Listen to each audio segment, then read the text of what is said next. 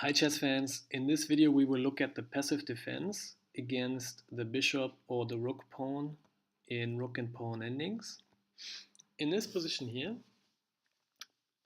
white is a pawn up, but black has a drawing resource, rook f6, and this is the Philidor defense, denying access of the king to the 6th rank, and the defensive technique is simply that the rook will stay here on the 6th rank no matter what white does, until white advances the pawn to the 6th rank, and then the rook drops back as soon as the pawn has moved forward, and now gives checks from the back, and the game is drawn because white cannot escape these checks, and if white tries to advance, black will win the pawn with the rook.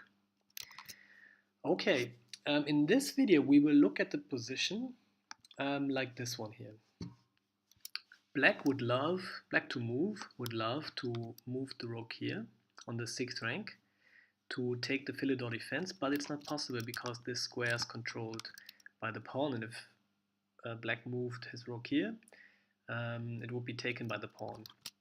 And of course, white to move, white can play king a6, so this is a position where the king has already reached the 6th rank. And again, if the rook was on d1, we could give a check here and the king would have to drop back and we would have the Philidor again. But this is an example of where the Philidor defense is not available.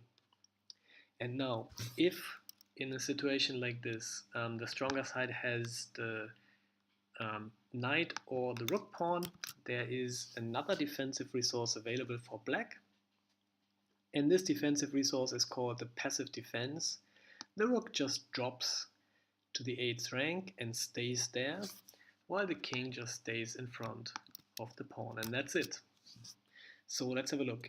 How could this position continue? Well, white wants to advance his pawn, but the rook just stays on the 8th rank.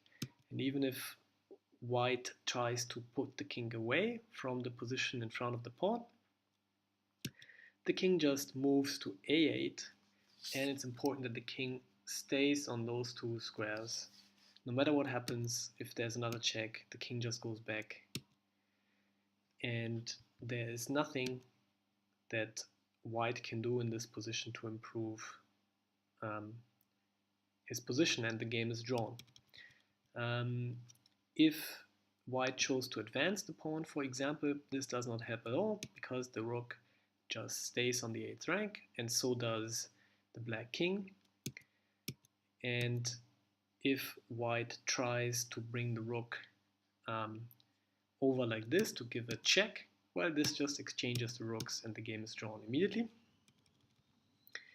And if instead white tries a plan of bringing the rook over here to give a check from the other side, then black just gives checks from the side on the king, and if the king ever, well, actually the king now is forced to move away and black will win the pawn. So this trick also doesn't work, and so no matter what white tries, black can defend with just keeping the rook here. There's just one trick in this position.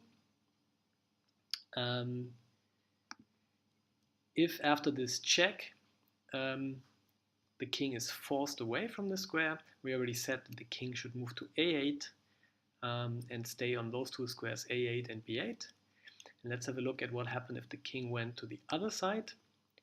Then the problem is, of course, that the white king can invade. And now denying this square for the king, and in effect, black might try to give checks here, but in effect, the white king has now conquered the square in front of the pawn, and we reach a Lucena type winning position where white will eventually queen the pawn. And why? Because in this position here, black has allowed white to conquer the square in front of the pawn. Okay, we were saying this technique works for the bishop pawn and it also works for the rook pawn. So let's have a look at the same position. Just here we had the bishop pawn and here we have a rook pawn. Similarly, the Lucena position does not work.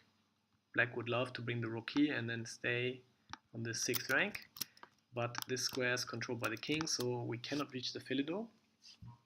But even if white is to move, the king can already move in, but we have the passive defense. Same story, the rook just goes on the 8th rank, the king goes in front of the pawn, and that's it, the game is drawn. It's the easiest draw because black just keeps on moving his rook back and forth. And if the check comes, we just move to b8 and the king circles between b8 and a8, so that doesn't work. If the king the white king somehow tries to run away, we don't care, we just keep the rook here on the 8th rank. So that doesn't work, and there's not really any more tricks. Maybe white could try to advance the pawn, but again we just keep the rook on the 8th rank, and now nothing can happen. And if white again tries to somehow bring his rook in here, this will lead to nothing other than exchanging the pieces, and the game is drawn immediately. So we have seen that the passive defense not only works for the bishop pawn, but also works for the rook pawn. And now let's have a look at this position. Same position, but we don't have a rook or a knight's pawn, but we have a bishop pawn. Okay, so, and the point here is that this defense that we have seen does not work for the bishop's pawn.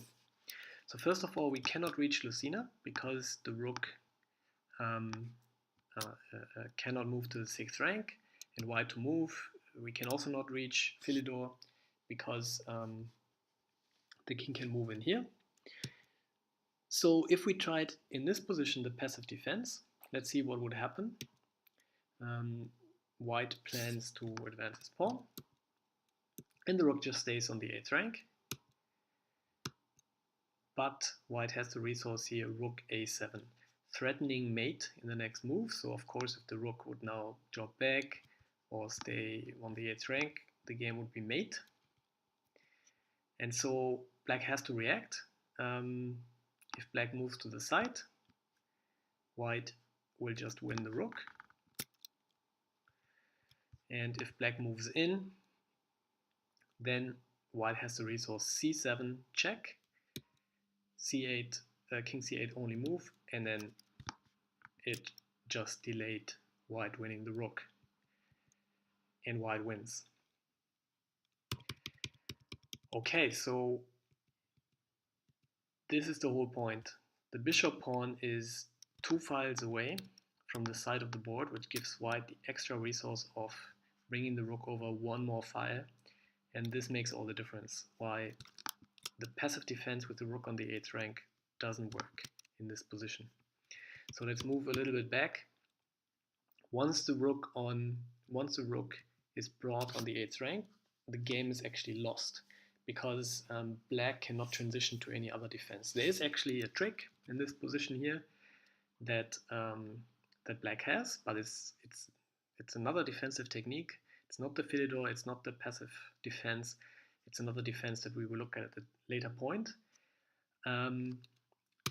But after rook b8, the game is lost because now black cannot do anything. For example, if black here tried to now drop the rook back to try to defend something, then white already has the resource rook h8 check, and the point is that the king cannot escape to any of these squares and so has to move away. And after c6, the rook controls this square, the king controls this square, the pawn is protected, it gives a check here, so the king has to move further away from the pawn, with the consequence that now white wins because the rook is fine here and is not attacked, and the pawn can now advance and queen without the protection of the king. And if black now gives checks. Black cannot stop the king from stopping these checks by getting closer to the rook, and the pawn will queen. And if in this position here the black king would move up, then white can play rook h6, and white will win because he can reach a Lucena type winning position. The king has again conquered the square in front of the pawn. So if we cannot reach the Philidor as the weaker side, and we're facing a bishop pawn, the passive defense does not work. But if we have a rook pawn or a knight pawn, black can get an easy draw with the passive defense. Thank you very much for watching. If you like this video, subscribe to the channel so that you get an update from YouTube when a new video becomes available.